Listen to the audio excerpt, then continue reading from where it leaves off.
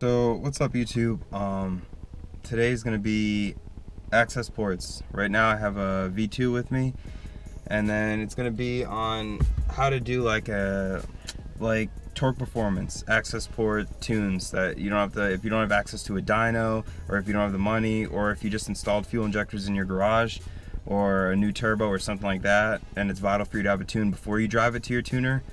These guys can get you a tune over like the internet. There's a lot of different services. I use Torque Performance. There's a lot of different services that do it, and I'm going to show you just how to give them an accurate data log, and how to go through the menu and select what they want on the data log, and then I'll show you my process of tuning my car. Just a couple little clips here and there of me tuning my car right now, just until I can get it to a dyno that's reasonably priced, because around me they want like a ton of money for dyno tunes, and that just doesn't make sense when I can drive an extra 30-35 minutes and get to a cheaper price by almost half. So I'm going to show you, like I said, I got the V2 with me today. My other cars have had like V3s in them and stuff, but I just don't see the need. As long as I had this laying around, I'm using it for this car because they pretty much do the same thing as far as data logs go. So it's not as nice, it doesn't look as pretty, but it gets the job done. Now I'm going to move you guys over. Inside the car, a lot of people will run it from under the dashboard over here, and then maybe put Velcro on it, stick it right here or wherever they can see it while they're driving. That's not necessarily my style. I just throw it inside my glove box, and when the tune's already on there, and then I have my gauges that I look at. Like over here, I have oil temp, boost on this side, and then my air fuel ratio wideband sensor right here. And those are the gauges that I look at, and I don't need anything else playing. So I mean, there's no reason for me to have the access port out. Plus I don't want it to get stolen or anything stupid like that. So I'm gonna give you guys a little breakdown on using it. Let me get this set up here. I'm gonna give you guys a little breakdown on using the access port for those kind of tunes, because they really help out a lot, and it makes it a little bit easier to do stuff like fuel rails or fuel injectors or anything big like that that needs a tune before you drive the car. It makes it a lot easier to be able to hit these guys up.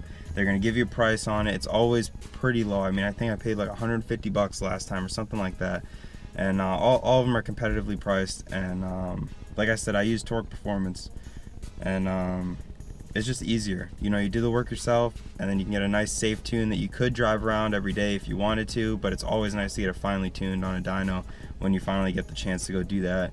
Where for me, where I live, it's a little bit far to get to a dyno, so this is the best alternative, and then I can get to an all-wheel drive dyno in the future. But that's about it. I'm gonna let you guys see the clips. I'll have clips on how to get it started, all that stuff for you guys, and I hope you guys enjoy the video. And then at the end, I'll just go over everything and maybe ideas for the next videos coming up. All right, up under your steering wheel is going to be the plug right here. It's normally can be inside of this hole right here, and then mine's hanging out because it's broken. But then you take this side of your access port, and then you just hook that right up. It'll click in for you. Mine, like I said, is broken. That's about that easy. If you want, you can leave it plugged in while you do your tunes, and then, like I was saying earlier, unplug it and put it back in your glove box, or you can send it up under here and have it routed up to the top of your dash, and then Velcro it somewhere on your dashboard. Okay, with your car in accessory mode, this is the other side of that wire that you just plugged in, and it's a USB, just a regular size USB. On the bottom of your access port, you're going to see a micro USB and then a normal USB. You're just going to take the side that has the USB picture, point it down, throw it inside the access port, and then it should automatically come on. Mine, sometimes I have to fiddle with it because it is broken on the connector, so it just takes a little bit for it to go. Yours, it should click in and be fine. The previous owner of mine took the cover off the other part of the access port, so it kind of is a little bit hit and miss. Now this is the version 2. I've had the version 3 on the other cars that I've had, but I didn't feel a need to get another version 3 just because I already had this. Alright, now you go down to monitor, and then you have your live data. That's where you're going to have all your different gauges that you can select from and get live data as it comes in. Data log, which you can do from the live data screen by pressing the middle button. Fuel economy, I mean, just go down. What it says is exactly what it does. Reset data, and then this is what you want to see, the set data log list. You're going to click the middle button, and then now you can check boxes and uncheck boxes. I don't know if you guys can see that. Check the box, uncheck the box as you go down, and you can get your tuner exactly what he's asking for inside of your data logs, so he can fine tune it from there. And it's about that easy. To data log, you're gonna go through, you'll be in like live data, and it'll connect to your ECU, and then you can see what you want to see, like boost. A lot of people have it on boost, and it'll say not logging right there. Then when you press the middle button, it'll start up, and then it will be logging. Now you can see it says logging, and it'll log all the stuff that you checked previously, not just the boost that's on that screen. And that way you can send that data log up, like I'll show you in a little bit. Alright, so the computer side of the access port. Now we have a computer with the COBB Access Port Manager application on it, downloaded from COBB's website. And then we have our access port hooked up via USB right here. It's started up, it's on the main menu. Now we're going to open up the Access Port Manager application, and it's going to load the access port info. Now it's loading all the information from my access port. Now earlier this morning I went and I collected a data log for my online tuner, and it was a couple pulls and then some regular idling and then city and highway driving. So now I collected that data log by doing the steps that I showed you earlier, and now it's just collected as data log 1. So now data log 1 I need to upload into my computer so that I can transfer it to my tuner. So I highlight data log 1, and then I go to this save button up here, select save file to my computer, and I save it. Super easy. Now it pops up where I want to save it, so I prefer to save it down here. I don't know why I put this folder in my videos thing, but I have it as GoPro Tune because I like to take video of my wideband and send it to the tuner along with the data log. So he has all the information that he needs. So I save it in there. Here's what this folder looks like, because I've done a couple of runs for him now, and it looks like this. That's how many data logs I've done for him so far, along with wideband footage for every pull, just so that he can get an idea of what the air fuel ratios look like, because you can't see that wideband on the access port via data logs. So I upload it like that so that you can see it throughout the whole pull and adjust the air fuel ratios accordingly.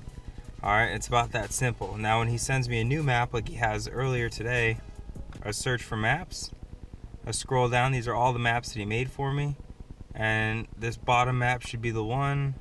Alright, so this is the new one, and now I just click on this button right here. Select, it says upload selected map to access port. So I click upload, yes, now it copies it over, and now on my access port is that map right there. And now I just eject the access port because I'm all done with it, and then now I can pull the USB out of my access port, and then I can bring it over to my car to upload the map. Access port's all hooked up. Now to upload the new map, you have to connect this green plug right here to that green plug right there, and that'll put you in test mode, and that will get rid of the message you're going to get from here, and it's going to say put it in test mode. So I'll get back to you in just 1 second after I do. Alright, now the two plugs are connected, so I'll turn the ignition on. It's going to make weird noises, that's fine. You're going to hear the fans going, all that kind of stuff. Now you're going to go in, change map. It's going to identify, then reflash. Standard. And now you're going to scroll down to the map that you have, that you want to upload. So it's going to say, this is the map I want to upload. It's going to give you more information on it, then you click continue. Now that's in test mode, it's going to reset the ECU to that map that you request.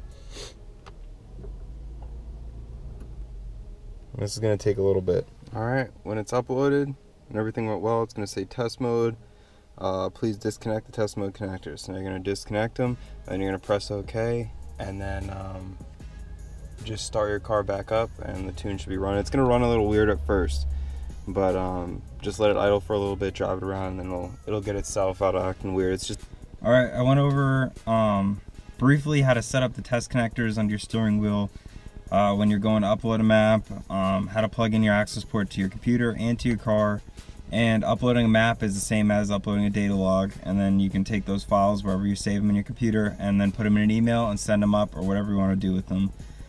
It's super simple. I mean, this video is super quick. I'm not like an access port salesman or representative or anything like that, so I don't know the total ins and outs, but I do know how to use the access port.